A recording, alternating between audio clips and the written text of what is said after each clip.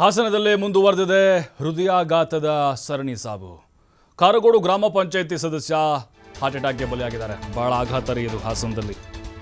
ನೋಡ್ತಾನೆ ಇದೆ ನಾವು ಕೂಡ, ಒಂದಲ್ಲ ಎರಡಲ್ಲ ಬರ್ತಾನೆ ಇದೆ ಸುದ್ದಿ. ದಿನಕ್ಕೆ 3, 2, 1 ಅದು ಹಾರ್ಟ್ ಅಟ್ಯಾಕ್. ಆಲೂರು ತಾಲೂಕಿನ ಕಲ್ಲಾರೆ ಗ್ರಾಮದಲ್ಲಿ ಆಗಿರುವಂತಹ ಘಟನೆ ಇದು. ಹೃದಯಾಘಾತದಿಂದ 40 ವರ್ಷದ ಸಂತೋಷ ಸಾವನ್ನಪ್ಪಿದ್ದಾರೆ. ಟಾರ್ಗೆಟ್ ಆಗ್ತಿರೋದೇ 40 ಒಳಗೆ. ಮಲಗಿದ್ದಾಗಲೇ ಬೆಳಗಿನ ಜಾವ 5 ಗಂಟೆಗೆ ಹೃದಯಾಘಾತ ಆಗಿದೆ. 30ಕ್ಕೆ ಏರಿಕೆ ಆಗಿದೆ ಹಾಸನದಲ್ಲಿ ಬಲಿಯಾದವರ ಸಂಖ್ಯೆ. ಅಂದರೆ ಒಂದೇ ತಿಂಗಳ ಅಂತರದಲ್ಲಿದು. ಅಂದರೆ ರೇಷನ್ ನೋಡ್ತಿದ್ರೆ ದಿನಕ್ಕೊಬ್ಬರು ಸಾಯ್ತಿದ್ದಾರೆ. ಏನಾಗಿದೆ ಹಾಸನಕ್ಕೆ ಅಂತ ಎಲ್ಲರೂ ಕೇಳ್ತಾ ಇದ್ದಾರೆ. ಹಾಸನಕ್ಕೂ ಹೃದಯಾಘಾತಕ್ಕೂ ಏನಾದರೂ ಹಳೆಯ ನಂಟಿರ್ಬೋದಾ? ಬಹಳ ನೋವಿನ ಸಂಗತಿ ಇದು. ಮಲಗಿದವರು ಬೆಳಗ್ಗೆ ಹೇಳ್ತಾರೆ ಅನ್ನೋದು ಗ್ಯಾರಂಟಿ ಇಲ್ಲ. ಕುಸಿದು ಬೀಳುತ್ತಾ ಸತ್ತು ಹೋಗ್ತಾ ಇದ್ದಾರೆ. ಟೀ ಕುಡಿತಾ ಸತ್ತು ಹೋಗ್ತಿದ್ದಾರೆ. ಡ್ಯಾನ್ಸ್ ಮಾಡ್ತಾ ಕುಸಿದು ಸತ್ತು ಹೋಗ್ತಾ ಇದ್ದಾರೆ. ವೈದ್ಯರನ್ನ ನಾವು ಸಂಪರ್ಕ ಮಾಡಿ ಕೇಳಿದರೆ ಇಲ್ಲ, ಒತ್ತಡದ ಜೀವನ ಶೈಲಿ, ಆಹಾರ ಪದ್ಧತಿ, ಈ ರೀತಿ ಕಾರಣಗಳು, ಅವೆಲ್ಲ ಕಾರಣಗಳು ಎಲ್ಲರೂ ಒಂದೇ ಥರ ಕೊಡ್ತಾ ಇದ್ದಾರೆ. ಕೋವಿಡ್ ಅಂತೂ ಇಲ್ಲ ಅಂತೇಳಿ ಈಗ ಕ್ಲಾರಿಟಿ ಕೂಡ ಬಂದಿದೆ. ಕೋವಿಡ್ ಲಸಿಕೆದಲ್ಲ ಕಾರಣ ಅಂತ. ಹಾಗಾದ್ರೆ ಏನು?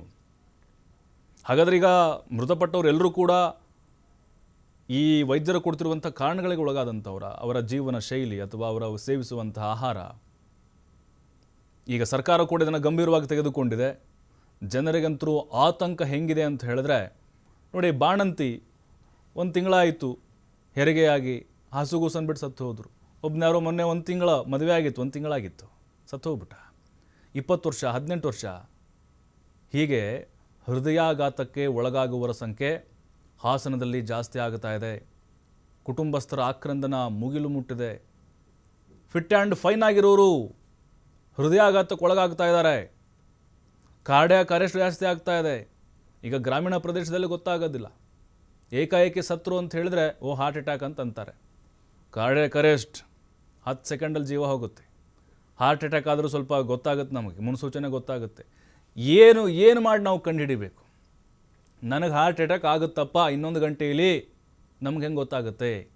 ಗೊತ್ತಾಗೋದಿಲ್ಲ ಕಾರ್ಡಿಯಾಕ್ ಅರೆಸ್ಟ್ ಆದರೆ ಪ್ರತಿಯೊಬ್ಬರೂ ಕೂಡ ತಮ್ಮ ಹೃದಯವನ್ನು ಪ್ರತಿ ತಿಂಗಳು ಅಥವಾ ಪ್ರತಿ 6 ತಿಂಗಳಿಗೊಂದ್ಸಲಿ ತಪಾಸಣೆಯನ್ನು ಮಾಡಿಕೊಳ್ಬೇಕು. ವೈದ್ಯರನ್ನು ಸಂಪರ್ಕ ಮಾಡಬೇಕು. ನಿಮ್ಮ ಹೃದಯಕ್ಕೆ ಸಂಬಂಧಪಟ್ಟಂತೆ ಕಾಳಜಿಯನ್ನು ವಹಿಸಬೇಕು. ವೈದ್ಯರು ಇದೇ ಹೇಳೋದು ನಿಮಗೆ.